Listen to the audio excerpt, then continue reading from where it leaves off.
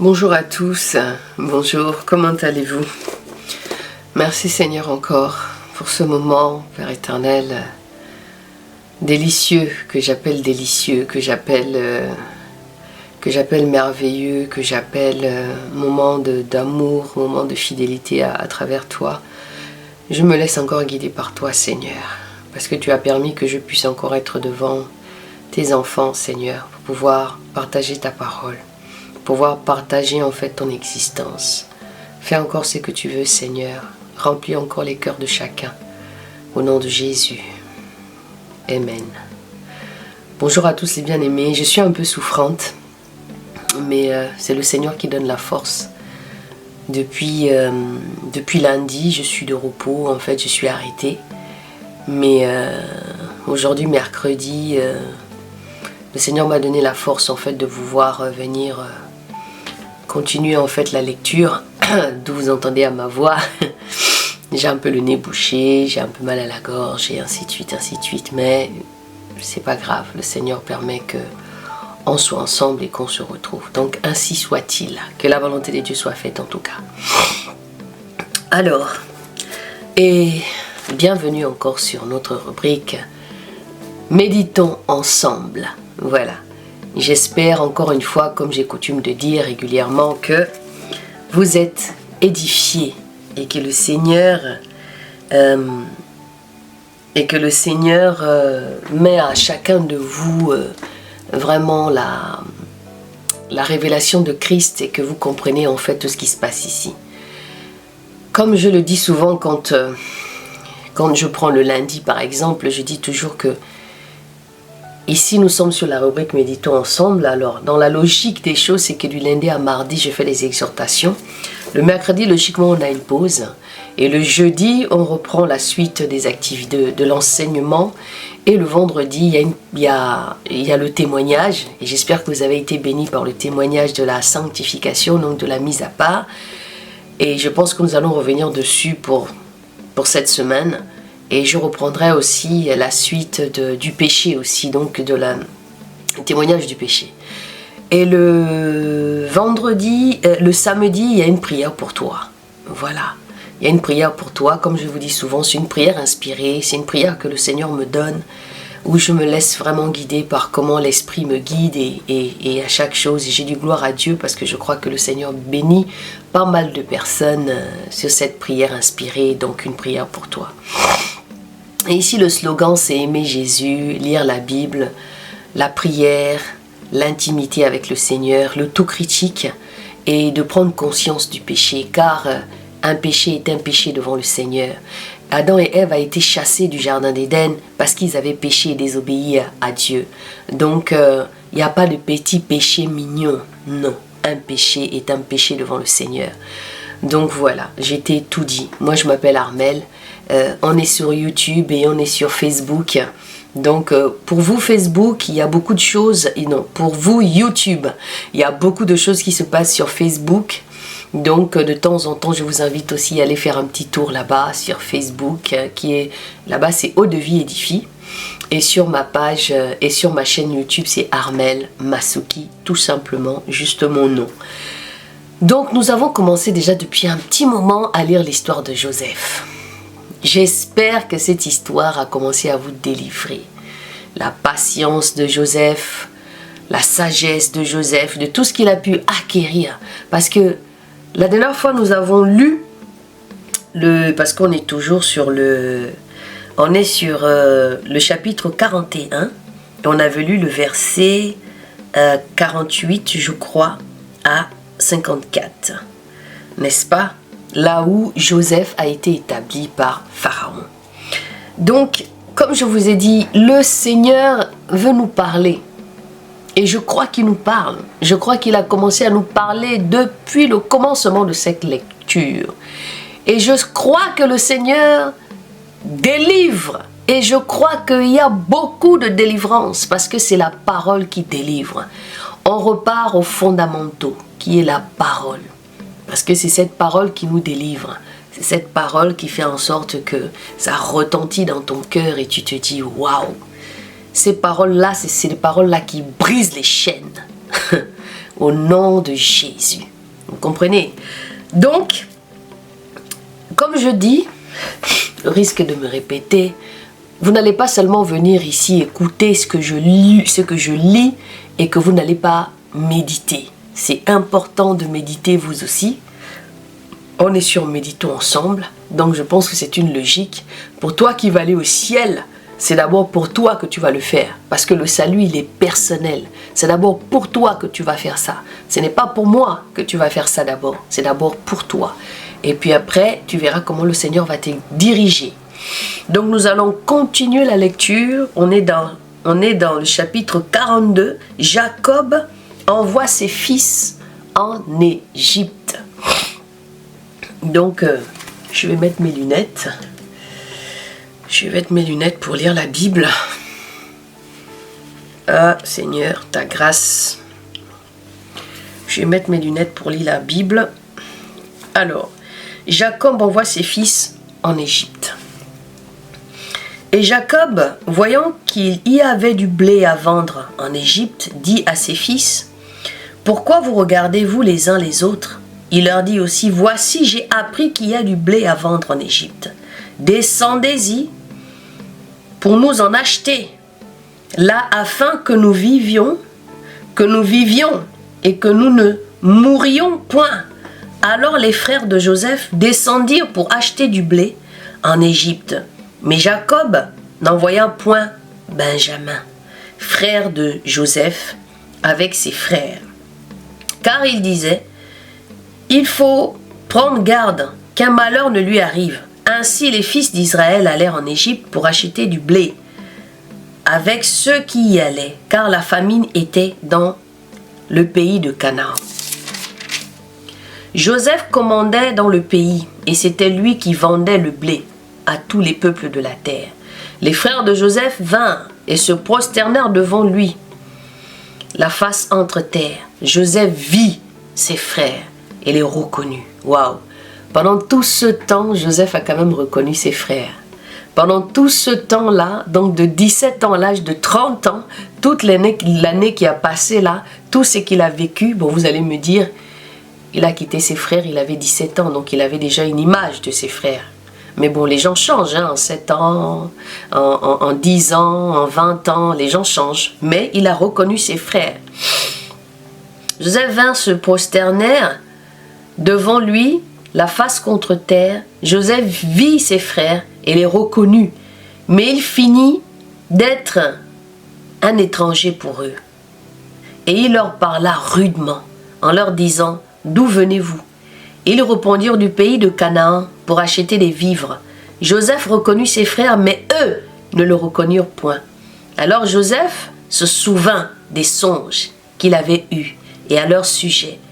Et il leur dit, « Vous êtes des espions. » Waouh! Là, il y a quelque chose qui se passe dans le cœur de Joseph.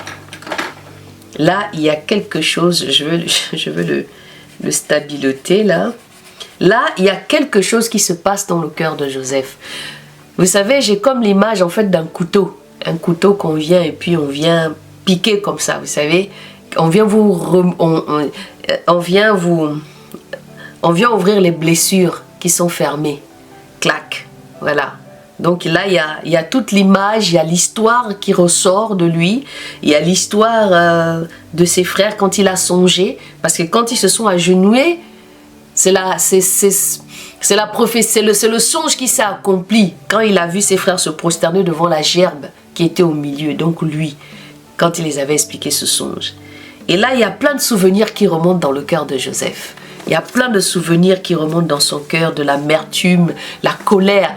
En fait, je ressens ce que pouvait ressentir Joseph quand il a vu ses frères à ce moment-là. Malgré que le temps a passé, malgré que Yahweh était avec lui, malgré que lui, il était avec Yahweh. Mais vous savez, on est des hommes. Hein? On peut oublier certaines choses quand les personnes concernées ne sont pas là. Parce que le Seigneur nous aide à avancer, surtout quand on marche avec lui. Mais quand les personnes concernées sont en face, c'est là où tu te rends compte de la délivrance que tu peux avoir, du travail que Dieu a fait dans la vie, dans notre vie, ou même dans ta propre vie. Parce que souvent on a l'habitude de pardonner quand les gens ne sont pas là. Mais quand les gens sont en face, qu'est-ce qui se passe? Qu'est-ce que nous manifestons à ce moment-là? Joseph, il a eu de l'amertume.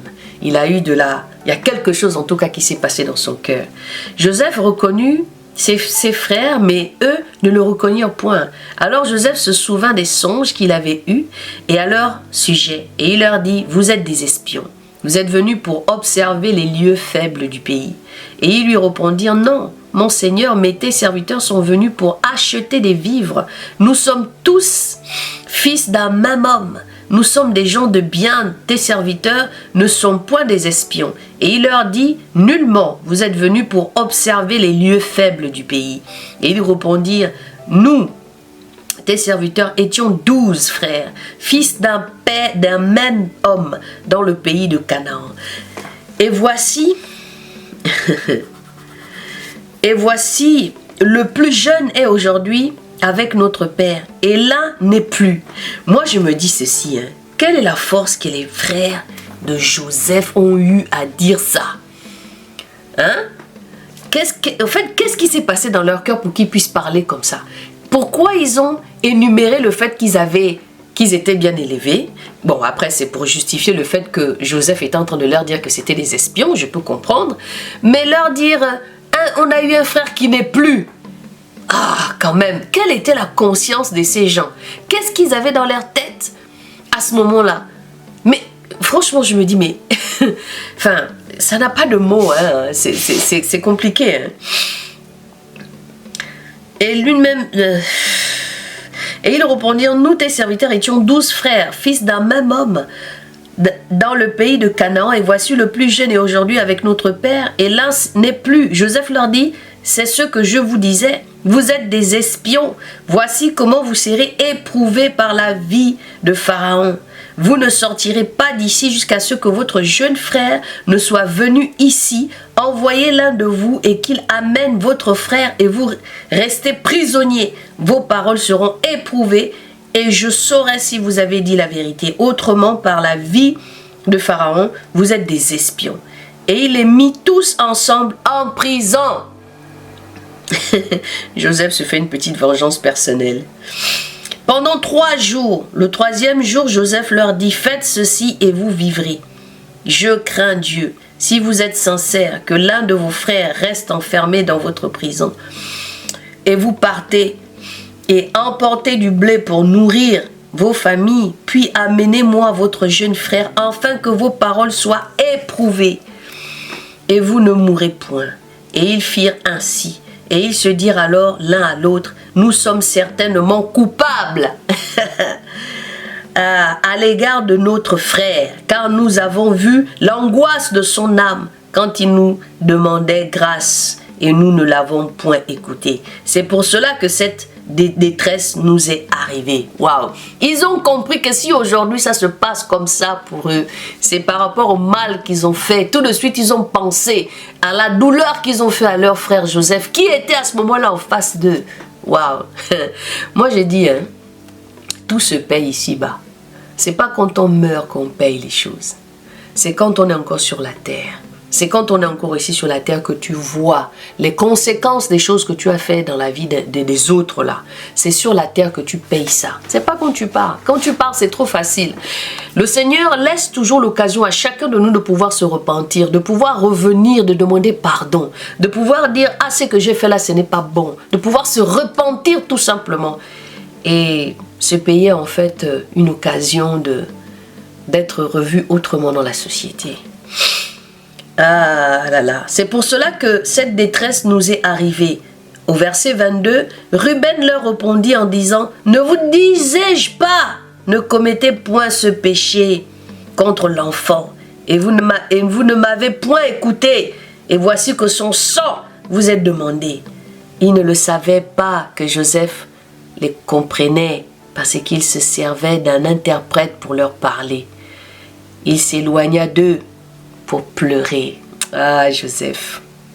Et il revint et leur parla. Puis il prit parmi eux Siméon et le fit enchaîner sous leurs yeux. Amen. On va s'arrêter là.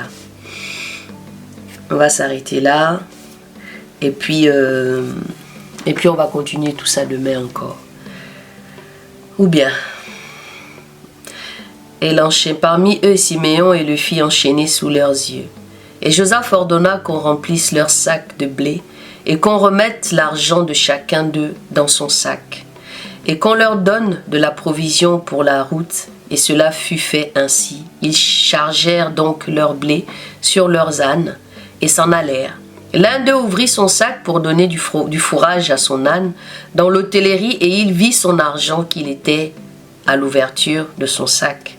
Il dit à ses frères, « Mon argent m'a été rendu et le voici dans mon sac. » Alors leur cœur fut en défaillance et ils furent saisis de peur et se dirent l'un à l'autre, « Qu'est-ce que Dieu nous a fait ?» Et étant arrivés dans le pays de Canaan vers Jacob, leur père, ils lui racontèrent toutes les choses qui leur étaient arrivées, en disant, « L'homme qui est le seigneur du pays nous a parlé rudement et nous a pris pour des espions du pays. Mais nous lui avons répondu, nous sommes sincères, nous ne sommes point des espions. Nous étions 12 frères, fils de notre père, et l'un n'est plus, et le plus jeune est aujourd'hui avec notre père dans le pays de Canaan. Et cet homme qui est le seigneur du pays nous a dit à ceci, je reconnaîtrai que vous êtes sincères. Laissez-moi l'un de vos frères et prenez de quoi nourrir vos familles et partez. Puis amenez-moi votre jeune frère et je saurai que vous n'êtes point des espions, que vous êtes sincères. Je vous rendrai votre frère et vous pourrez librement trafiquer dans le pays. Lorsqu'ils vidèrent leur sac, voici le paquet d'argent de chacun était dans son sac. Ils virent, eux et leur père, leur paquet d'argent et ils eurent peur. Jacob, leur père, leur dit, vous me privez de mes enfants, Joseph n'est plus et Siméon n'est plus et vous prendrez Benjamin. C'est sûr, moi, que tout cela retombe. Ruben parla à son père et lui dit, fais mourir 2 de mes fils et je ne te ramène pas Benjamin. Si je ne te ramène pas Benjamin, remets-le entre mes mains et je te le ramènerai. Jacob répondit, mon fils ne descendra point avec vous, car son frère est mort et il reste seul. S'il lui arrivait un malheur dans le voyage que vous allez faire, vous feriez descendre mes cheveux blancs avec douleur dans le Sheol. Ah là là là là là là. Ce qui est terrible dans cette histoire en même temps, c'est que Jacob n'était même pas au courant de ce qui s'est passé, que ses propres fils ont fait. Jacob n'a jamais eu la révélation de ce que le Seigneur avait de Joseph. Peut-être qu'il a reçu d'une manière ou d'une autre, peut-être qu'il savait quelque chose, mais bon. Quand on entend ça, on se rend compte que Jacob n'était pas au courant parce qu'il parle d'un enfant qui est mort. Donc il n'était même pas au courant. Pendant tout ce temps, ses propres enfants, ses aînés, lui ont caché même ce qu'ils ont fait. Moi je me dis, mais comment des gens normaux, frères et sœurs, peuvent vivre? Bon, on entend plein d'histoires. Hein. C'est pour vous dire encore que ce qui se passe aujourd'hui, c'est déjà passé. Ce qui se passe aujourd'hui encore dans le monde, tout ce que nous voyons étant exorbitant au jour d'aujourd'hui, a déjà existé. Regardez ces enfants-là qui ont fermé leur bouche pendant toutes ces années, qui n'ont même pas dit à leur peur ce qu'ils ont fait et comment ils ont vendu leurs frères. Mais il n'y a que Dieu seul qui est juge, qui est le seul juste juge de chacun de nous. Donc mon frère, ma soeur, je ne sais pas ce que tu as fait dans ta vie en tout cas. Je ne sais pas quel est le secret que tu as caché. Je ne sais pas qu'est-ce que tu caches encore aujourd'hui. Qu'est-ce que tu n'étais pas encore délivré. Est-ce que as-tu été comme les frères de Joseph, de ce qu'ils ont fait? C'est le temps de la libération parce qu'il y a une lumière qui est tombée. Vous savez, quand il y a la lumière, il n'y a rien qui est caché. La lumière, c'est être face au miroir. La lumière, c'est être face à la vérité. Quand il y a la lumière, on voit toutes les poussières qui sont sur les murs, tout ce qui est caché est visible. Même les petites bêtes qui sont partout là, dès qu'il y a la lumière, tous ressortent. Donc, qu'est-ce que tu as caché? Merci Seigneur encore pour ta parole. Merci parce que tu as permis encore que je puisse parler de toi. Quelle opportunité. Merci pour ta nourriture encore que tu nous as donnée. Merci pour cette méditation encore que tu as fait en sorte que nous puissions partager par ta grâce. Et bien aimés, par la grâce de Dieu, nous allons nous retrouver demain. D'accord? Nous allons nous retrouver demain. Donc je vous dis à tantôt et je vous dis bonne méditation encore à tous dans le nom de Jésus. À demain.